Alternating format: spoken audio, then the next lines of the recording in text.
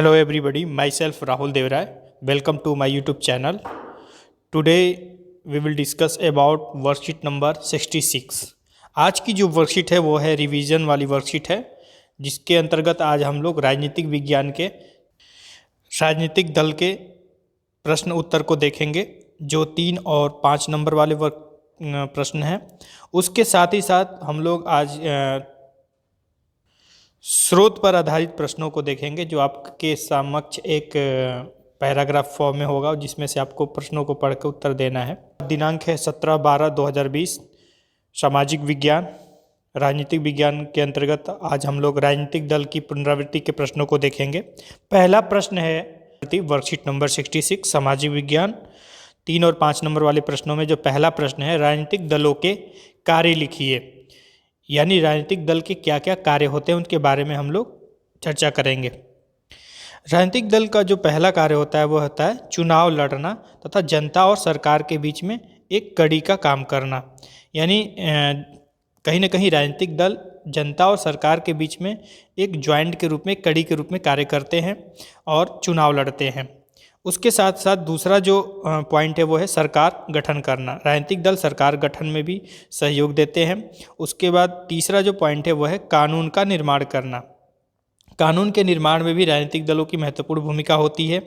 उसके अलावा अगर जैसे मान के चलिए कि कानून का निर्माण यानी कोई भी राजनीतिक दल से व्यक्ति जो विधानसभा का विधायक या जो लोकसभा का जो सांसद या राज्यसभा का जो सांसद निर्वाचित होता है, तो वो कानून के निर्माण में महत्वपूर्ण भूमिका निभाता है। तो कहीं ना कहीं हम कह सकते हैं कि राजनीतिक दल कानून निर्माण में महत्वपूर्ण भूमिका निभाते हैं।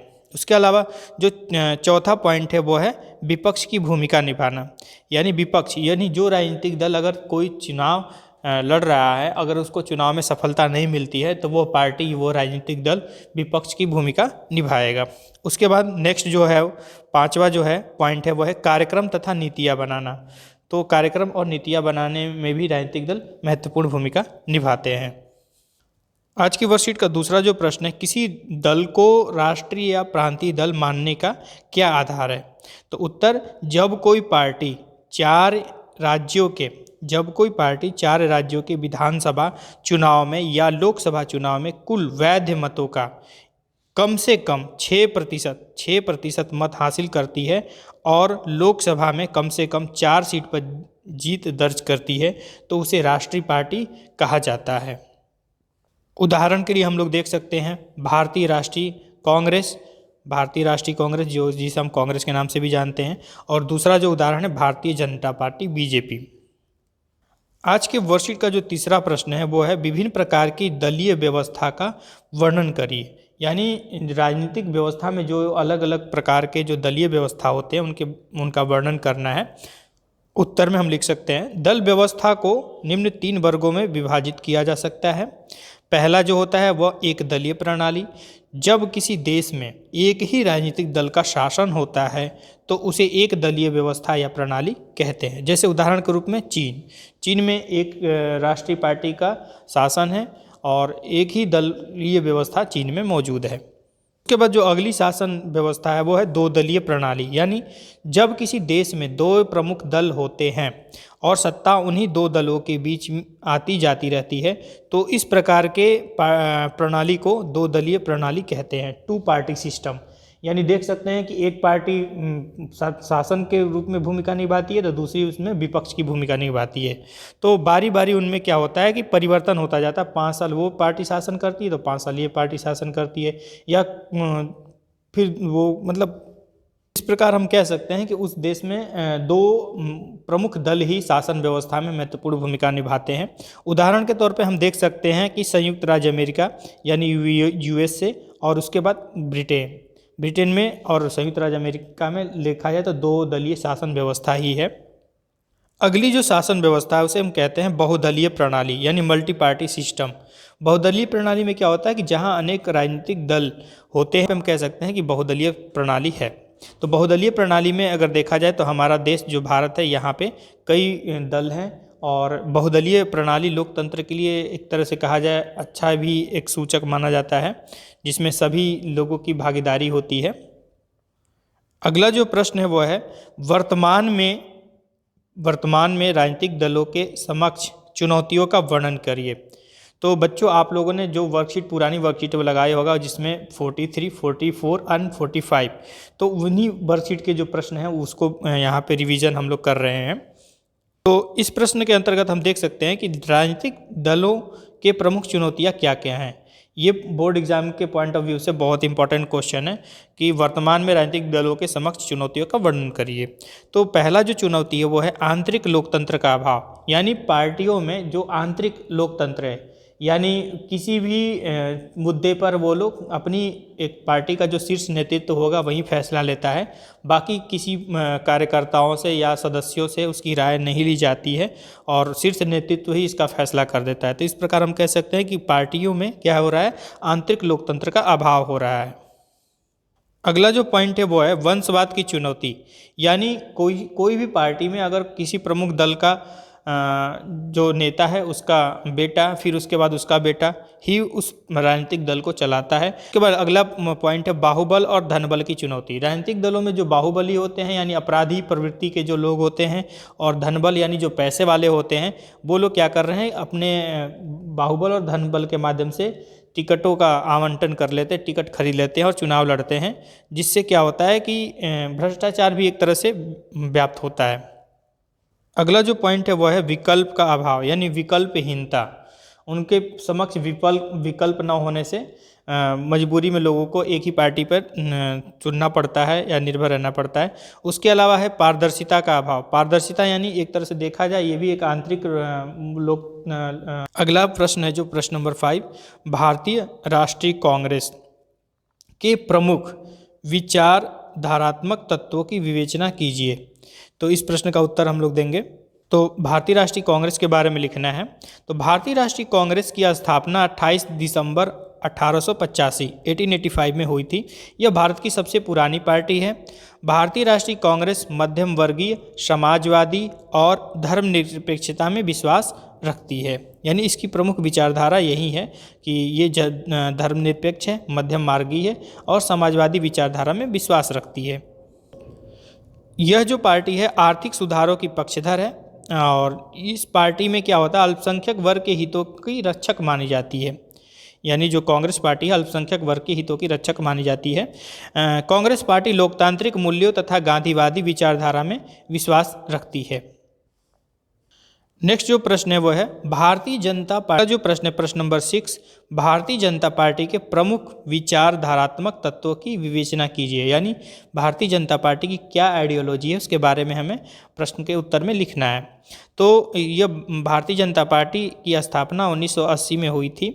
यह पार्टी राज्यों को क्षेत्रीय और राष्ट्रीय स्तर पर विशेष दर्जा देने के खिलाफ है। यानी कहने का मतलब यह है कि राज्यों को क्षेत्रीय और राजनीतिक स्तर पर विशेष दर्जा न दें, किसी भी राज्य को स्पेशल स्टेटस का टैग न मिले, इसके खिलाफ है। यह पार्टी प्राचीन संस्कृति से प्रेरणा लेकर आधुनिक भारत बनाने की विचारधारा पर कार्य करती है, यानी प्राचीन विचारधाराओं से प्रेरित यह पार्टी है। अगला जो पॉइंट है वो है यह पार्टी सांस्कृतिक राष्ट्रवाद, समान नागरिक संहिता में विश्वास रखती है, यानी सभी देश के जो नागरिक हैं एक ही उनके लिए नागरिक संहिता हो। यह पार्टी एकात्मक मानवतावाद और हिंदुत्व की विचारधारा में विश्वास रखती है। अगला जो प्रश्न है प्रश्न नंबर 7, गठबंधन सरकार से आप क्या समझते हैं? भारतीय लोकतंत्र में गठबंधन सरकारों की भूमिका वर्णन कीजिए। यानी गठबंधन सरकार के बारे में हमें बताना है। जब किसी दल को बहुमत प्राप्त नहीं होता है तो कुछ दल मिलकर सरकार बनाते हैं तो उसे गठबंधन सरकार कहते हैं। जैसे अभी उदाहरण के तौर पे हम देख सकते हैं वर्तमान में अभी हाल ही में बिहार में चुनाव हुआ तो वहाँ पर भारतीय जनता पार्टी और जनता दल यूनाइटेड दोनों ने मिलकर सरकार का गठन किया है। इसी प्रश्न में जो अगला हमारा सेगमेंट है वो है कि भारतीय लोकतंत्र में गठबंधन सरकारों की भूमिका बतानी है। तो पहला जो पॉइंट है भारत में बहुदलीय प्रणाली है, कई राज्यों में प्रांतीय दल भी क्या है मजबूत स्थिति में है। अब कई स्टेट में जो क्या है कि प्रांतीय जो यानी जो रीजनल पार्टी है, जो क्षेत्रीय पार्टी है, वो मजबूत होती है तो वो केंद्र सरकार में गठबंधन में सहयोग निभाती है। और कई बार राज्य तथा केंद्र यानी राज्य और केंद्र में गठबंधन सरकारों में गठबंधन में महत्वपूर्ण भूमिका निभाती है। अगला जो पॉइंट है वो है सत्ता की साझेदारी में भी, सत्ता की जो साझेदारी होती है उसमें भी लोकतंत्र के लिए सत्ता की साझेदारी में भी राजनीतिक दलों का महत्वपूर्ण भूमिका होता है और लोकतंत्र भी मजबूत होता है। प्रांतीय दल से आप क्या समझते हैं? प्रांतीय दल या क्षेत्रीय दल से आप क्या समझते हैं? किसी दल को प्रांतीय दल का दर्जा कब दिया जाता है? तो उत्तर, जिस राजनीतिक दल का प्रभाव एक या दो राज्यों में होता है तो उसे प्रांतीय दल कहा जाता है। उदाहरण के लिए हम देख सकते हैं पंजाब की अकाली दल, बिहार की राष्ट्रीय जनता दल, बिहार की ही जनता दल यूनाइटेड, दिल्ली की आम आदमी पार्टी। ये क्या है? ये प्रांतीय दल यानी क्षेत्रीय दल के उदाहरण हैं।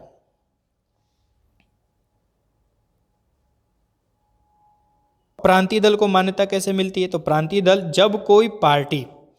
जब कोई पार्टी किसी राज्य की विधानसभा के चुनाव में कुल वैध मतों का कम से कम 6% मत प्राप्त करती है और उसे कम से कम 2 सीटों पर जीत दर्ज होती है तो उसे हम प्रांतीय दल या क्षेत्रीय दल का दर्जा दिया जाता है। उदाहरण के रूप में हम देख सकते हैं आम आदमी पार्टी, राष्ट्रीय जनता दल इत्यादि इसके उदाहरण हैं। इस वर्कशीट का जो अगला प्रश्न है वह है कि भारत में क्षेत्रीय दलों के उभार से यानी क्षेत्रीय दल के ज़्यादातर पैदा होने से, उभार से संघवाद और लोकतंत्र को मजबूत किया है। क्या आप इस कथन से सहमत हैं? व्याख्या कीजिए। तो उत्तर, भारत में क्षेत्रीय दलों ने संघवाद और लोकतंत्र को मजबूत किया है। मैं इस कथन से सहमत हूँ। अब इस कथन से क्यों सहमत हैं? तो इसमें क्या है कि जो क्षेत्रीय दल होने से क्या होता है कि इनकी मजबूती से गठबंधन की राजनीति की शुरुआत हुई है। यानी कई जो क्षेत्रीय दल हैं, कई राज्यों के जो क्षेत्रीय दल हैं वो केंद्र सरकार में गठबंधन में महत्वपूर्ण भूमिका निभाते हैं। और किस प्रकार से संघवाद और लोकतंत्र को मजबूती मिलती है? तो दूसरा जो पॉइंट है वो है इससे देश के एक समान विकास में मदद मिलती है। क्षेत्रीय दलों के विभिन्न विचारधारा और राज्यों को केंद्र सरकार में भागीदारी करने का अवसर मिलता है और क्षेत्रीय दलों की भूमिका के कारण ही सत्ता की साझेदारी संभव हो पाई है। तो इस प्रकार हम कह सकते हैं कि लोकतंत्र के लिए कहीं न कहीं लोकतंत्र और संघवाद के लिए क्षेत्रीय दलों की महत्वपूर्ण भूमिका होती है। इस वर्कशीट का जो लास्ट प्रश्न है वह है तमिलनाडु के किन्हीं 2 प्रांतीय दलों का नाम उनके चुनाव चिन्ह के साथ लिखिए। तो उत्तर में हम लिख सकते हैं पहला जो है डीएमके यानी द्रविड़ मुनेत्र कँगनम, इसका जो चुनाव चिन्ह है वो है उगता हुआ सूरज। और दूसरा जो है पार्टी है, क्षेत्रीय दल है, वो है एआईडीएमके, इसका जो चुनाव चिन्ह है वो है 2 पत्तियाँ। तो बच्चों इस प्रकार आप स्क्रीन पे देख सकते हैं एक जो पार्टी है जिसका चुनाव चिन्ह है उगता हुआ सूरज और दूसरी जो पार्टी है एआईडीएमके जिसका चुनाव चिन्ह है 2 पत्तियाँ। तो ये दोनों पार्टियां जो है जो क्षेत्रीय पार्टी हैं जो तमिलनाडु की हैं और इनका ये चुनाव चिन्ह दिया गया है। तो ये इन दोनों पार्टियों की जो दोनों क्षेत्रीय दलों की चुनाव चिन्ह है। आज के वर्कशीट का जो हमारा नेक्स्ट सेगमेंट है वो है स्रोत आधारित प्रश्न। यानी स्रोत आधारित प्रश्न यानी हमें एक पैराग्राफ पढ़ना है, पैराग्राफ पढ़ के कुछ प्रश्न जो दिए गए हैं बहुत ही आसान प्रश्न है, इनके प्रश्नों के उत्तर लिखने हैं। ये जो आपके सामने स्रोत दिया गया है कि नीचे दिए गए अनुच्छेद को पढ़कर आपको इनके बारे में लिखना है। तो ये अनुच्छेद है और ये अनुच्छेद को पढ़कर आपके जितने भी ये 4 प्रश्न हैं उनके समरी को आपको लिखना है। स्रोत आधारित प्रश्नों में जो पहला प्रश्न है वो है बहुदलीय व्यवस्था क्या है? जहां पर 2 या 2 से अधिक राजनीतिक दलों और उनके सरकार बनाने की संभावना हो तो उसे बहुदलीय व्यवस्था कहा जाता है। प्रश्न नंबर जो बी है वो पूछ रहा हमसे गठबंधन सरकार से आप क्या समझते हैं? तो गठबंधन सरकार किसे कहते हैं? जब 2 या 2 से अधिक दल मिलकर चुनाव लड़ते हैं या मिलकर सरकार बनाते हैं तो उसे गठबंधन सरकार कहा जाता है। प्रश्न नंबर जो तीसरा है क्या चीन में बहुदलीय शासन व्यवस्था है? तो अभी आप लोगों ने पढ़ा कि नहीं जी, चीन में जो क्या है वहाँ पर एक दलीय शासन व्यवस्था है। तो उत्तर में लिख सकते हैं नहीं, चीन में एक दलीय शासन व्यवस्था है। स्रोत आधारित प्रश्नों में जो चौथा और लास्ट प्रश्न है वो है उपरोक्त गद्यांश का सार यानी जो आपको समराइज करके लिखना है, जिस्ट जो होता है अपने शब्दों में लिखना है। उत्तर, बहुदलीय शासन व्यवस्था में कई राजनीतिक दल होते हैं। दो या दो से अधिक दल मिलकर चुनाव लड़ते हैं या मिलकर सरकार बनाते हैं तो उसे गठबंधन सरकार कहा जाता है। जैसे आप लिख सकते हैं एनडीए की सरकार, यूपीए की सरकार, ये गठबंधन की सरकार थी। गठबंधन सरकार राजनीतिक स्थिरता को बढ़ावा देती है, साथ ही साथ विभिन्न विचारधाराओं में सत्ता की साझेदारी भी होती रहती है। तो बच्चों, ये रहा आज के वर्कशीट का प्रश्न उत्तर। आशा करता हूँ कि आप लोगों को आज की वर्कशीट अच्छे से समझ में आ गई होगी। तो आप लोगों को कोई भी इस चैप्टर से रिलेटेड कोई भी प्रॉब्लम है तो आप कमेंट बॉक्स में कमेंट करके आप प्रश्न को पूछ सकते हैं। आज के लिए बस इतना ही, मिलते हैं नेक्स्ट वर्कशीट में। Thank you.